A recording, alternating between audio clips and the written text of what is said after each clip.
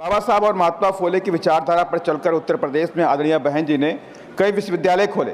गौतम बुद्धा विश्वविद्यालय, डॉक्टर शकुंतला मिश्रा विश्वविद्यालय, माननीय कांशीराम साहब उर्दू फारसी विश्वविद्यालय, छत्रपति साहू जी महाराज यूनिवर्सिटी विश्वविद्यालय के साथ लगभग 5000 primary school, degree college, inter college, ITI college, engineering college और मेडिकल कॉलेज भी खोलने का काम। मान्यवर, आज सरकार की शिक्षा नीति में देश का गरीब बच्चा शिक्षा से महरूम हो रहा है। इसके अंदर हम बात कर रहे हैं 1 नेशन 1 इलेक्शन होना चाहिए।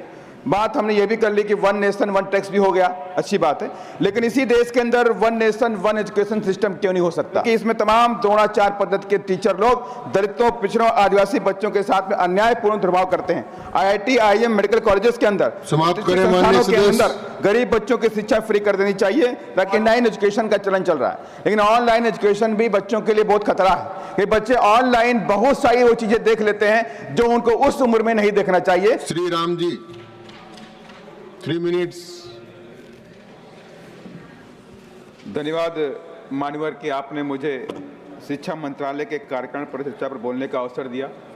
साथ ही मैं आभार व्यक्त करता हूं अपनी पार्टी की मुखिया आदरणीय बहन कुमारी मायावती जी का, जिन्होंने अपने 4 बार के शासनकाल में उत्तर प्रदेश को शिक्षा के क्षेत्र में अग्रणी बनाया।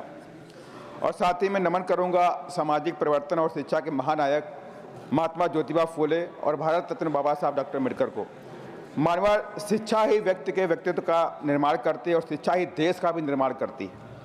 मानव, बहुजन महापुरुषों में महात्मा फुले का बड़ा योगदान शिक्षा के लिए है। देश में लड़कियों और दलितों के लिए 1848 और 1852 में स्कूल खोले और 1882 में हंटर कमीशन के सामने मांग करी free education for all in India. वहीं बाबा साहब डॉक्टर अम्बेडकर ने भी 20 जून 1946 को बात नहीं करें, सुने, सोसाइटी बनाकर के सिद्धार्थ कॉलेज आर्ट्स, कॉमर्स और साइंस मुंबई में खोलने का काम किया और अपने उपदेशों में कहा भी, एजुकेट योरसेल्फ। बाबा साहब और महात्मा फुले की विचारधारा पर चलकर उत्तर प्रदेश में आदरणीय बहन जी ने कई विश्वविद्यालय खोले। गौतम बुद्धा विश्वविद्यालय, डॉक्टर शकुंतला मिश्रा विश्वविद्यालय, माननीय कांशीराम साहब उर्दू फारसी विश्वविद्यालय, छत्रपति साहू जी महाराज यूनिवर्सिटी विश्वविद्यालय के साथ लगभग 5000 primary school, degree college, inter college, ITI college, engineering college और मेडिकल कॉलेज भी खोलने का काम किया। साथ ही गरीब बच्चों को 0 फीस पर एडमिशन का आदेश देकर सुनिश्चित भी किया। आज तक देश में उत्तर प्रदेश पहला राज्य बना जहां पर 0 फीस पर एडमिशन गरीब बच्चों को दिए गए। मानवर, इसके साथ ही स्कॉलरशिप और फेलोशिप जो कि कई महीनों आज नहीं मिल रही है नई शिक्षा नीति में, वो टाइम पर उनको मिलने का काम किया। यहाँ तक कि बच्चों की शिक्षा के प्रोत्साहित करने के लिए माता सावित्रीबाई फुले शिक्षा मदद योजना शुरू किया। लाखों बच्चियों को साइकिल और 25,000 रुपये का चेक दिया ताकि बच्चियाँ 10th और 12th की शिक्षा को ग्रहण कर सकें। मान्यवर, आज सरकार की शिक्षा नीति में देश का गरीब बच्चा शिक्षा से महरूम हो रहा है। सरकारी स्कूलों में शिक्षा का स्तर काफ़ी गिरा हुआ है। शिक्षक स्कूल जाते ही नहीं, सिर्फ सैलरी लेने जाते हैं। अभी हाल ही में एक न्यूज़ आई कि मध्य प्रदेश की शिक्षिका विदेश में रह रही थी लेकिन उस सैलरी ले रही थी अपने सरकारी डिपार्टमेंट से। माननीय, मैं सरकार से कहना चाहता हूं आपके माध्यम से, स्कूलों में परफॉर्मेंस बेस्ड प्रमोशन शिक्षकों का तय करना चाहिए।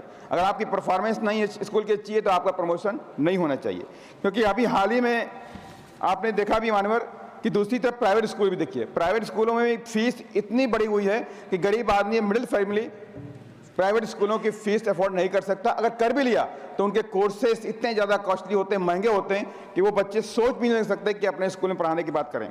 महोदय, मान्यवर, आपके देश के अंदर हम बात कर रहे हैं 1 नेशन 1 इलेक्शन होना चाहिए। बात हमने ये भी कर ली कि 1 नेशन 1 टैक्स भी हो गया, अच्छी बात है, लेकिन इसी देश के अंदर 1 नेशन 1 एजुकेशन सिस्टम क्यों नहीं हो सकता। अमीरों की बच्चों की एजुकेशन अलग होगी, गरीबों की बच्चों की एजुकेशन अलग नहीं हो सकती। ये देश भारत जो संविधान चलता है, इस पर भी सरकार को विचार करना चाहिए। साथ ही मैं लास्ट में खत्म कर रहा हूँ, मौखिक परीक्षा और वाइवा से पूरी तरह से खत्म करनी चाहिए, क्योंकि इसमें तमाम द्रोणाचार पद्धति के टीचर लोग दलितों, पिछड़ों, आदिवासी बच्चों के साथ में अन्यायपूर्ण दुर्भाव करते हैं।